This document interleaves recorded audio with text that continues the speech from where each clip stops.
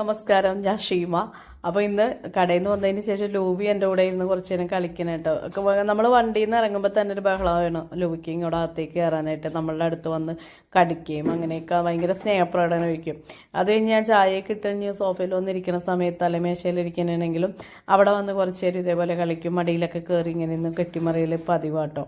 അങ്ങനെ ഇവൻ്റെ ഈ കെട്ടിമറം കണ്ടപ്പോൾ ലാസ്റ്റ് സ്കോട്ട്ലൻഡിൽ വന്ന് സ്കോട്ട്ലൻഡിലും കൂടി കളിപ്പിക്കണേണ്. അപ്പോൾ സ്കോട്ട്ലൻഡിൽ നിന്നൊരു ഹോട്ട് വീലിൻ്റെ കാറ് വാങ്ങിയിട്ടുണ്ടായിരുന്നു. അപ്പോൾ അവൻ അതും എന്നെ കൊണ്ടുവന്ന് കാണിച്ചു തന്നെയാണ്. അപ്പോൾ ലൂബി നോക്കുകയാണ് അവൻ എന്താണ് ഈ കൊണ്ടുപോകുന്നതെന്ന് ഇങ്ങനെ നോക്കുകയാണ് കേട്ടോ.